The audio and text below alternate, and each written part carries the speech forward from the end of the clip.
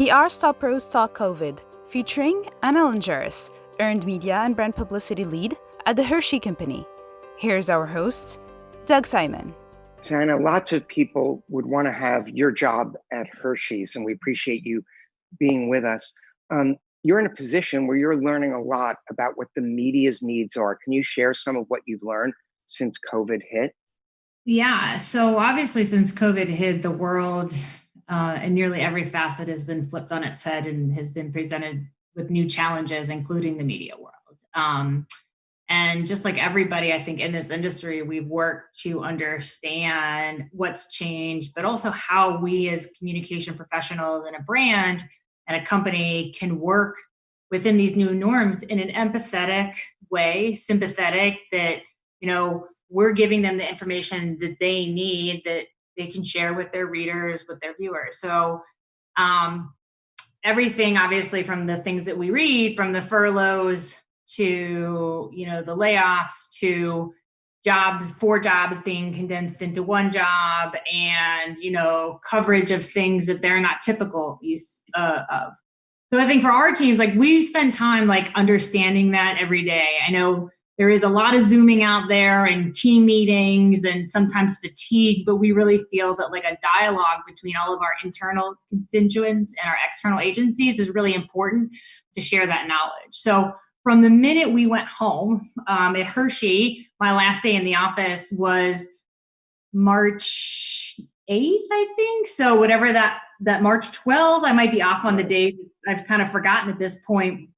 We started, bi-weekly calls with just a conversation of what is everybody seeing, and let's put the forum together so we could all learn together and adjust. So if it was change of beats, the at-home activity became a beat that people were covering. Everything from the New York Times and Washington Post to the Delish and Pop Sugar, everybody wanted to know, what do you do at home?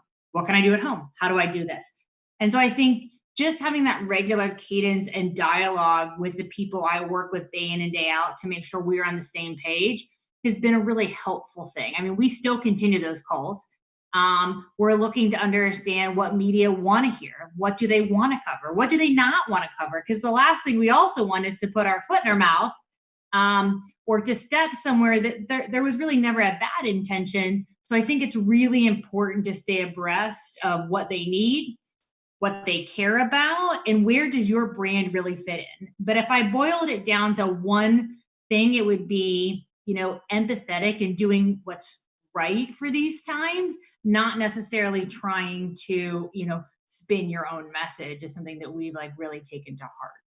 So maybe you can get specific for us on some of the brands that you've worked with and campaigns that have worked in this environment, as well as some of what you're planning going forward. So I'll give you a couple early ones because I work on a lot of brands. So in my role, I'm responsible for earned media across our US brand portfolio, which includes Hershey's, Reese's, Kit Kat, all of our seasons, Cadbury, Mounds, Almond Joy, York, you name it. And we have a jam-packed full calendar of activities that we want to communicate with the public. Our brands are fun.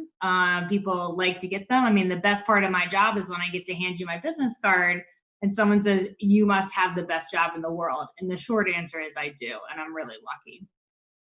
But one of the early things we had to encounter is Cadbury, a very large seasonal brand. Easter also happened in the middle of COVID or early COVID. We had our annual bunny tryouts. And if you're not familiar with it, for the past 3 years, or 2 years, I should say, we're going on our third, Cadbury hosts a contest where you can submit your pet to be the next Cadbury clucking bunny. So it's the iconic commercial of the lion and the bunny and the llama and the turtle with bunny ears, and it ends. So last year we picked a new bulldog. He was in the commercial. And this year we had actually selected our winner. It was through a nationwide vote.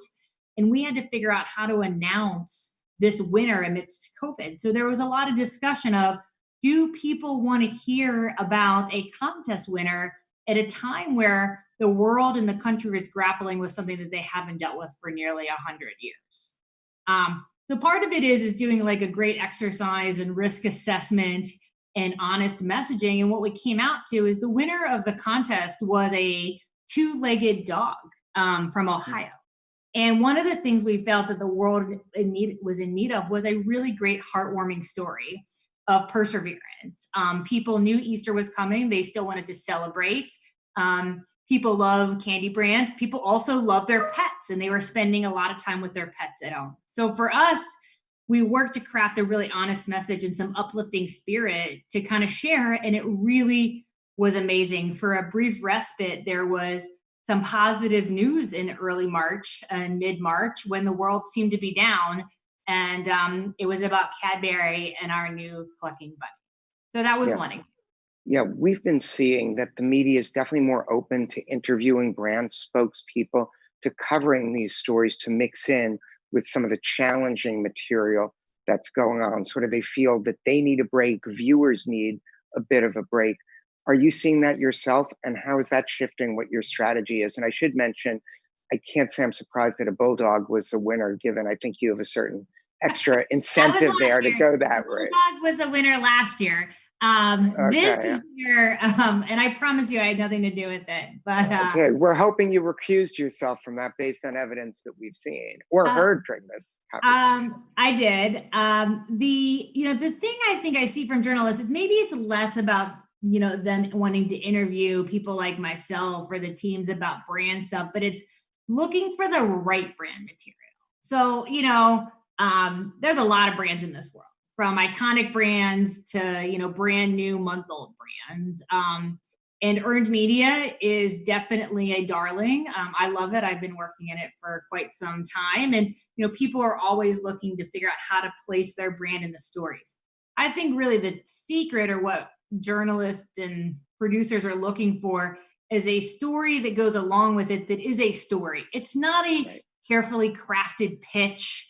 It's not self-indulgent.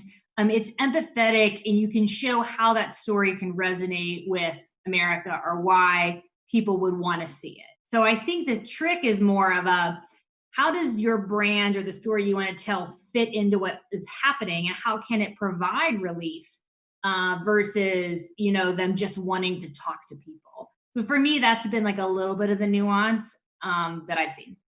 There have been a lot of changes at public relations at agencies since COVID hit. So one of the things I want to ask, how do you see the relationship changing or not? And what can agencies do to be the most valuable partners during this time? I got to say, at Hershey and on the brands I work on, we're really lucky. We haven't had a significant change in how we work with our agency teams. That said, we have an in-house agency ourselves. It's called C-Suite, and earned media sits a part of it, as well as social media and creative. So we've always had a little bit of a different approach in how we use our external teams. They're more of strategic partners that we use on some projects, but not all. The internal team is often willing to take on their own projects as well. So for us, and also our products have been doing well during this time. Thankfully, people still find respite in eating a piece of chocolate and celebrating the seasons, that our relationship really hasn't changed.